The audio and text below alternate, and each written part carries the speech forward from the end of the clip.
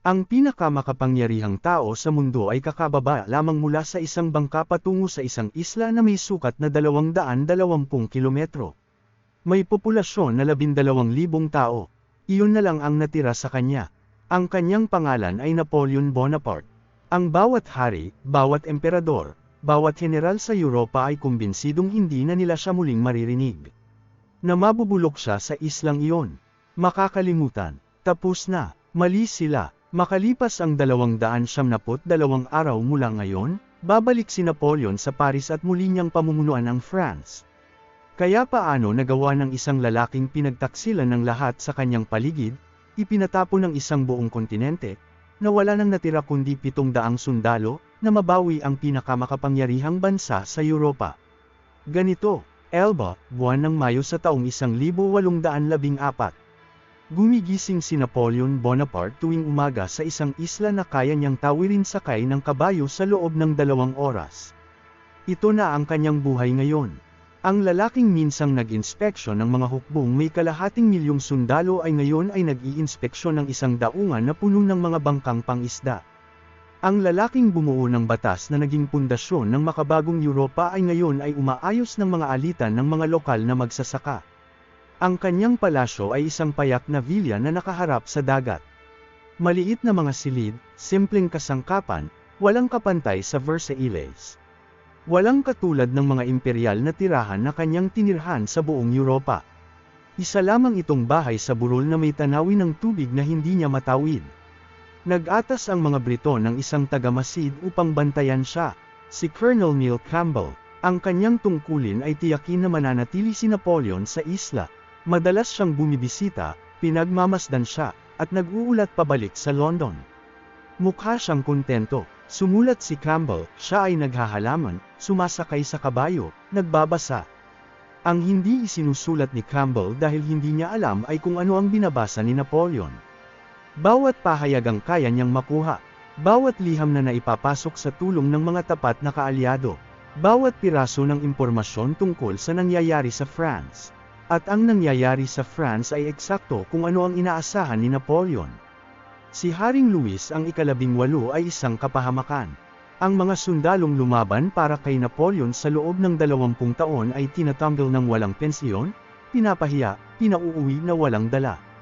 Ang mga opisyal na nagbuo ng kanilang karera sa ilalim ni Napoleon ay pinapalitan ng mga aristokratang nagpalipos ng digmaan sa pagtatago sa England. Ang mga taong naniwala sa rebolusyon, sa pagkakapantay-pantay, sa imperyo ay pinapanood ang lahat ng kanilang ipinaglaban na unti-unting winawasak. Galit ang France at binabasa ni Napoleon ang bawat salita nito. Nagsimula siyang tumanggap ng mga bisita, mga dating opisyal, mga tapat na taga-suporta. Tahimik silang dumarating, kunwari ay dumaraan lamang. Nauupo sila kasama si Napoleon at nag-uusap, at ang sinasabi nila ay iisa. Kinamumuhian ng France si Louis ang ika-18. Hinahanap ng hukbo si Napoleon. Nagdurusa ang mga tao at naniniwala ang lahat na wala nang magagawa pa. Wala na si Napoleon. Tapos na. Iyan ang pinaniniwalaan ng lahat maliban kay Napoleon. Nagsimula siyang magkwenta. Kabisa niya ang anyo ng baybayin ng France. Alam niya kung saan nakapwesto ang mga puwersang makahari at kung saan wala.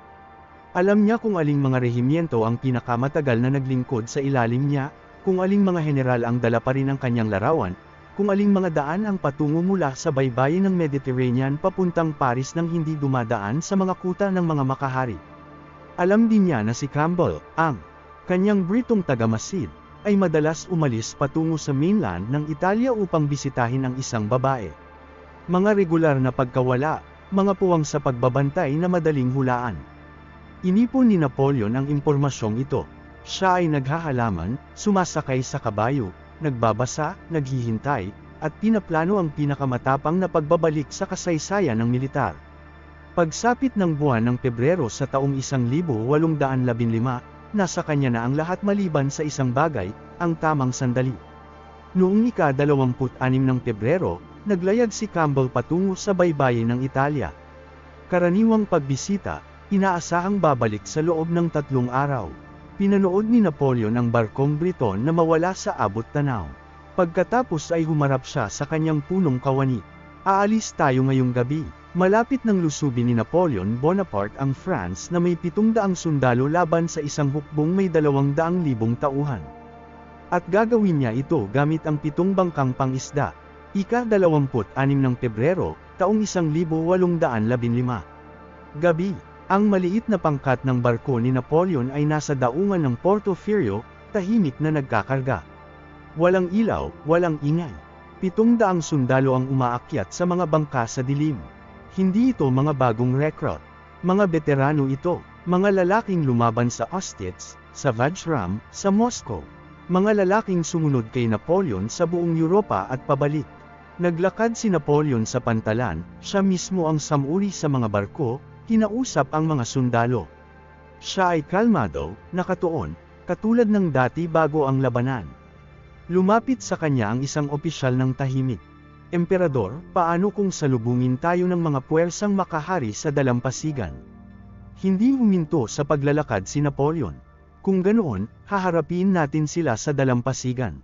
At kung mas marami sila kaysa sa atin, mas marami talaga sila. Hindi yun ang tanong. Naghintay ang opisyal. Ang tanong ay kung sila ba ay magpapaputok. Pagsapit ng hating gabi, handa na ang pangkat ng barko. Sumakay si Napoleon sa kanyang punong barko na pininturahan upang magmukhang barkong Briton at may bandilang Briton. Ang parehong bandila na nagbabantay sa mga tubig na ito, naghahanap ng ganitong uri ng pagtakas. Tahimik na umalis ang mga barko sa daungan patungo sa bukas na dagat, sa dilim, sa lahat ng maaaring magkamali. Tumagal ng 3 araw ang paglalakbay. Sa ikalawang araw, lumitaw sa abot-tanaw ang isang barkong pandigma ng mga makahari ng France, diretsyong papalapit sa kanila. Kapag nakilala ng kapitan ang kanilang nakikita, dito na magtatapos ang pagtakas. Inutusan ni Napoleon ang kanyang mga sundalo na bumaba sa loob ng barko, mawala sa paningin. Pagkatapos ay siya mismo ang tumayo sa unahan ng barko suot ang buong uniforme. Nang lumapit ang barko ng mga makahari, sapat na lapit upang mag-usap sa ibabaw ng tubig, sumigaw ng casual ang kapitan ni Napoleon, may balita ba mula sa Elba? Yumuko ang opisyal ng mga makahari sa gilid ng barko. Tahimik lang, nandoon pa rin si Bonaparte. Nagdaan sila sa isa't isa at nagpatuloy sa magkasalungat na direksyon. Unang araw ng Marso, taong 1815. Ang 700 sundalo ni Napoleon ay nasa pampang ng isang dalampasigan sa France at nagsimulang magmarcha pahilaga ng mahigit 1,000 kilometro patungong Paris. Gumagalaw na ang hukbo ng mga makahari upang salubungin sila. At narito ang tanong na walang nagtatanong. Bakit hindi tumatakbo si Napoleon? Bakit hindi siya nagtatago? Bakit siya nagmamarcha direkta patungo sa isang hukbong 10 beses na mas malaki kaysa sa kanya? Sa loob ng 6 na araw sa pintuan ng Grenoble, mauunawaan mo kung bakit. Ika-7 ng Marso, taong 1815, Grenoble. Pinahinto ni Napoleon ang kanyang hukbo 1 kilometro mula sa rehimyento ng mga makahari na humaharang sa daan. Pagkatapos ay ginawa niya ang isang bagay na hindi inaasahan ng kahit sino sa magkabilang panig. Lumakad siya pasulong, mag-isa, walang sandata, diretsyong patungo sa mga baril na nakatutok. Sinubukan siyang pigilan ng kanyang mga opisyal. Emperador, papuputukan nila kayo. Hindi lumingon si Napoleon. Makikita natin. Nagpatuloy siya sa paglalakad mag-isa sa pagitan ng kanyang 700 sundalo at ng rehimyentong ipinadala upang patayin siya. Tahimik ang daan maliban sa kanyang mga yapak. Pinagmamasdan siya ng mga sundalo ng mga makahari. Nakatutok ang mga baril, nakahanda ang mga daliri sa gatilyo. Sumisigaw ang kanilang commander ng mga utos. Manatili sa posisyon. Magpaputok sa aking utos. Nananatili ang mga sundalo, ngunit may nangyayari sa hanay. Hindi sila mga bayarang sundalo. Hindi sila mga dayuhan. Sila ay mga sundalong Pranses. Mga lalaking naglingkod kay Napoleon sa loob ng maraming taon, lumaban sa kanyang mga digmaan, nagdala ng kanyang watawat sa buong Europa. At ngayon ay pinapanood nila siyang naglalakad papalapit sa kanila ng mag-isa. Isang walang armas na lalaki na nakasuot ng kulay abong Amerikana na kalmadong lumalapit sa mga sandatang handang pumatay. Walang nagpapaputok. Nakalapit si Napoleon ng 50 metro, pagkatapos 30, pagkatapos 20. Sapat upang makita ang kanilang mga mukha. Huminto siya, dahan-dahang inalis ang kanyang sombrero, at nagsalita. Hindi talumpati, hindi sigaw ng digmaan, kundi simpleng tinig na umalangaw sa tahimik na daan. Mga sundalo ng ika-5 rehimyento, kung may sino man sa inyo na gustong barilin ang kanyang emperador, narito ako. Binuksan niya ang kanyang Amerikana at humakbang pasulong. Barilin ninyo ako, walang gumalaw. Patuloy pa ring sumisigaw ang commander, ngunit hindi na nakikinig ang mga sundalo. Nakatingin sila sa lalaking nakatayo sa harap nila, nakabukas ang Amerikana at nakalantad ang dibdib. Ang lalaking nanguna sa kanila sa 20 taon ng digmaan. Ang lalaking pinanggakuan nila ng kanilang buhay. Isang sundalo ang nagbaba ng kanyang baril. Pagkatapos ay isa pa, pagkatapos ay isa pa, pagkatapos ay may sumigaw mula sa hanay. Mabuhay ang emperador, at ang buong rehimyento ay nabasag. Hindi palayo kay Napoleon, kundi papunta sa kanya. Mga sundalong tumatakbo patungo sa kanya, hinahawakan ang kanyang mga kamay, ang kanyang Amerikana, umiiyak, tumatawa, sumisigaw ng kanyang pangalan. Ang rehimyentong ipinadala upang pigilan si Napoleon ay naging kanyang hukbo ng walang ni isang putok. Tumayo si Napoleon sa gitna nila, kalmado, hindi nagulat, na para bang alam na niya ang mangyayari dahil alam nga niya. Hindi ito isang operasyong militar, isa itong operasyong psikolohikal. Hindi kailangang talunin ni Napoleon ang hukbong Pranses. Kailangan lamang niyang ipaalala sa kanila kung sino sila. At inabot lamang iyon ng ilang sandali. Pagsapit ng gabi, binuksan ng Grenoble ang kanilang mga pintuan. Pumasok si Napoleon ng walang putok. 6 na araw sa France, walang bala. Ngunit narito ang susunod na mangyayari na mahirap paniwalaan. Ang pinagkakatiwalaang general ng hari ay nagmamarcha na pahilaga na may pinakamalaking hukbo sa France. Ang kanyang pangalan ay Marshal Ney. At gumawa siya ng isang pangako kay Haring Luis bago siya umalis sa Paris. Ibabalik niya si Napoleon sa loob ng isang kulungang bakal. Ika-10 ng Marso, Paris. Tinawag ni Haring Luis ang kanyang pinagkakatiwalaang marshal sa Palasyong Hari. Puno ang silid ng mga tagapaglingkod, general, at ministro, lahat ay nakatingin. Pumasok si Ney, punong-puno ng medalya ang dibdib, tuwid ang tindig. Ang pinakapinarangalan na sundalo sa France.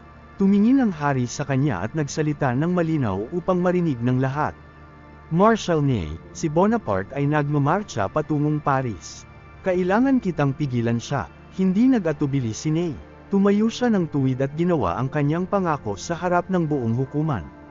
Magmamarcha siya patimog. Hahanapin niya si Napoleon at ibabalik niya ito sa Paris sa loob ng isang kulungang bakal. Pumalakpak ang hukuman. Tumango ang hari. Lumabas si Ney upang ihanda ang kanyang hukbo. Mayroon siyang 6,000 sundalo na sanay, armado, at tapat sa korona. Mayroon siyang direktang utos mula sa hari. Mayroon siyang sariling dangal at pangako na nagtutulak sa kanya. Nagmarcha siya patimog dala ang lahat ng kailangan upang tapusin ang pagbabalik ni Napoleon sa loob ng isang hapon. Kumpiyansa ang kanyang mga opisyal. Handa ang kanyang mga tauhan. Walang nagdududa sa magiging resulta. Mayroon silang bilang. Mayroon silang posisyon. Mayroon silang kapangyarihan ng korona ng France sa likod nila. Si Napoleon ay may 700 sundalo at isang kulay abong Amerikana. Ika-14 ng Marso. Magkalapit na ang dalawang puwersa at nakakatanggap na si Ney ng impormasyon tungkol sa pag-usad ni Napoleon. Ang naririnig niya ay hindi tugma sa kanyang inaasahan. Walang labanan, walang pagtutol. Buong mga rehimyento ang lumilipat ng panig. Mga tao ang pumupuno sa mga kalsada. Mga opisyal na kilala niya sa loob ng 20 taon ay nagmamarcha na kasama ni Napoleon. Ang kanyang sariling mga sundalo ay nakakatanggap ng mga liham mula sa dating mga kasama, pamilya, at kaibigan. Umuwi na kayo. Bumalik na ang emperador. Inutusan ni Ney ang kanyang mga tauhan na huwag pansinin ang mga liham. Magpatuloy sa pagmarcha, manatiling nakatuon. Pagkatapos ay may ginawa si Napoleon na hindi inaasahan. Sumulat siya kay Ney ng isang liham. Personal, sulat kamay, hindi utos militar, hindi banta, mga salita lamang sa pagitan ng dalawang lalaking magkasamang lumaban sa loob ng 20 taon. Hindi lubusang nakumpirma kung ano ang laman ng liham.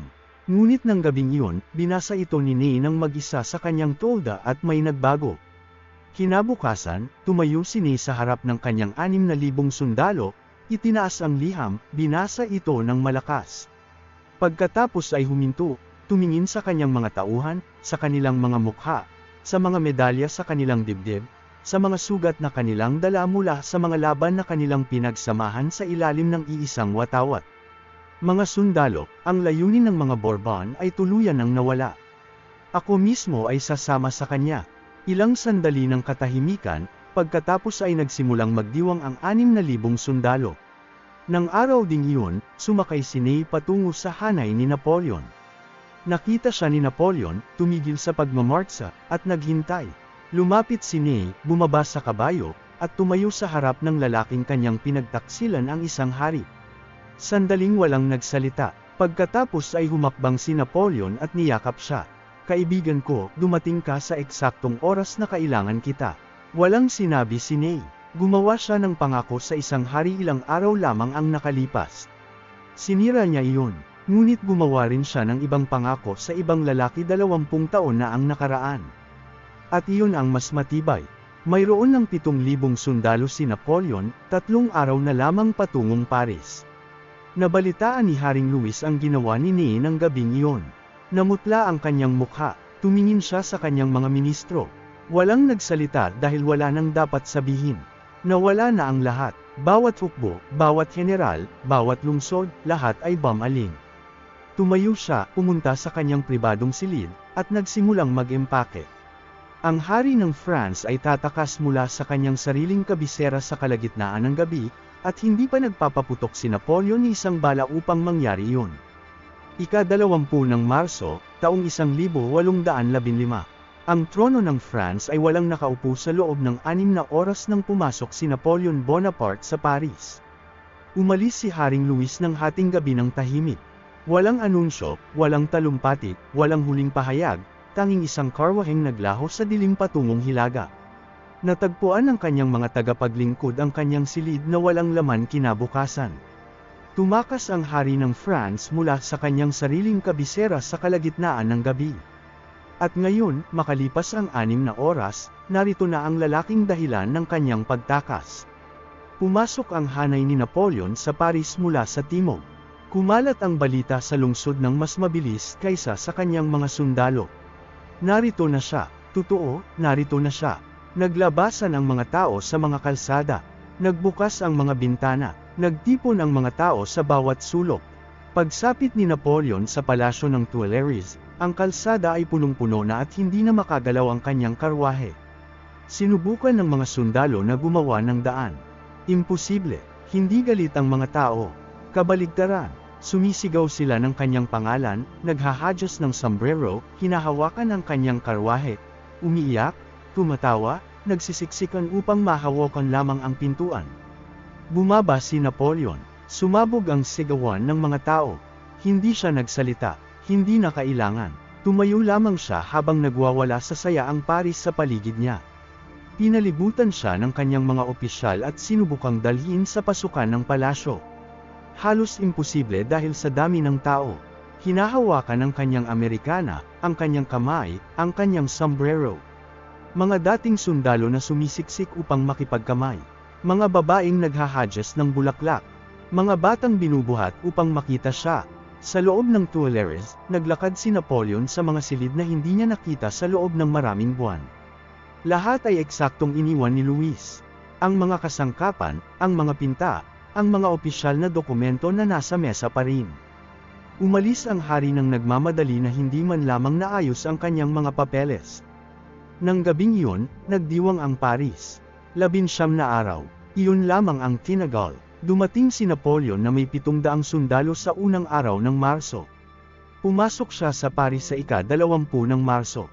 Sa pagitan, walang labanan, walang putok. Ang bawat hukbong ipinadala upang pigilan siya ay sumama sa kanya. Ang bawat lungsod na dapat magsara ng kanilang pintuan ay nagbukas. Ngunit may alam si Napoleon na hindi alam ng mga taong nagdiriwang sa labas. Ang bawat monarka sa Europa ay nakatanggap ng parehong balita. Bumalik si Napoleon, at sila ay nagkikilos na. 700,000 sundalo ang papunta sa France mula sa bawat direksyon. Iisa lang ang pagpipilian ni Napoleon. Maunang umatake. Hanapin sila bago sila magsama-sama. Wasakin sila isa-isa. Ang susunod niyang ginawa ay napakatalino na hanggang ngayon ay pinag-aaralan pa rin ng mga strategist ng militar. At ang pagkakamaling nangyari ay napakalaki na pinagtatalunan pa rin ng mga historiador. Mayroon si Napoleon na 125,000 sundalo laban sa isang problemang halos imposibleng solusyonan. 700,000 kalaban ang papalapit mula sa lahat ng direksyon. Ang kanyang plano ay simple at eksakto. 2 hukbong kaalyado ang nasa Belgium. Ang hukbo ni Wellington sa kanluran. Ang mga Prussian ni Blücher sa silangan. Magkalapit sila ngunit hindi pa nagkakaisa. Kung kikilos si Napoleon ng mabilis, maaari niyang ipasok ang kanyang hukbo sa pagitan nila. Atakihin si Blücher muna. Wasakin siya bago makarik si Wellington. Pagkatapos ay lumiko pa kanluran at atakihin si Wellington bago makabawi si Blücher. 2 hukbo, 2 labanan, maikling panahon. Gumagana ang plano sa papel. Ika-16 ng Hunyo, taong 1815. Inatake ni Napoleon si Blücher sa Ligny. Mabagsik ang labanan. Marahas. 80,000 sundalong Pranses laban sa 84,000 Prussian. 8 oras na labanan. Pagsapit ng gabi, nabasag ang hukbo ni Blücher at umatras. Nagawa ni Napoleon ang kanyang plano. Ngunit kailangan pa niyang tapusin ito. Inutusan niya si Marshal Grouchy na habulin si Blücher at siguraduhin hindi ito makakabawi. Samantala, hinarap niya si Wellington sa Waterloo. Ika-18 ng Hunyo. Inantala ni Napoleon ang kanyang pag-atake dahil basa ang lupa mula sa ulan. Naghintay siyang matuyo ito. Isang maliit na desisyon na naging napakalaking pagkakamali. Habang naghihintay siya, papalapit na si Blücher. Pagsapit ng tanghali, nagsimula ang labanan. Matindi ang laban. Patuloy na lumalaban ang hukbo ni Wellington. Bandang hapon, nakita ni Napoleon ang paparating na mga bandila. Inakala niyang si Grouchy iyon. Ngunit hindi, si Blücher iyon. Dumating ang 30,000 sariwang sundalo at umatake sa kanyang gilid. Ibinuhos ni Napoleon ang kanyang huling lakas, ang Imperial Guard. Ngunit sa unang pagkakataon, umatras sila. Nang makita ng hukbo ang pag-atras ng kanilang pinakamalakas na puwersa, bumagsak ang kanilang loob. Ang pag-atras ay naging ganap na pagkatalo. Tumayo si Napoleon sa isang burol at pinanood ang pagbagsak ng kanyang hukbo. 8 oras lamang ang labanan. Ang hukbong nabuo sa loob ng maraming araw ay nawasak sa isang hapon. Ika-22 ng Hunyo, taong 1815. Muling bumaba sa kapangyarihan si Napoleon 4 na araw matapos ang Waterloo. Sa pagkakataong ito, wala ng Elba. Ipinadala siya ng mga Briton sa isang lugar na hindi niya matatakasan. Ang St. Helena, isang batong bulkan sa gitna ng karagatang Atlantiko, napakalayo sa anumang lupain. Doon niya ginugol ang huling mga taon ng kanyang buhay. Walang hukbo, walang digmaan, tanging dagat sa lahat ng direksyon at isang bahay sa burol kung saan niya ikinwento ang kanyang mga alaala sa sino mang makikinig. Kung nagustuhan mo ang kwentong ito, mag-subscribe. Malaking tulong ito. Maraming salamat.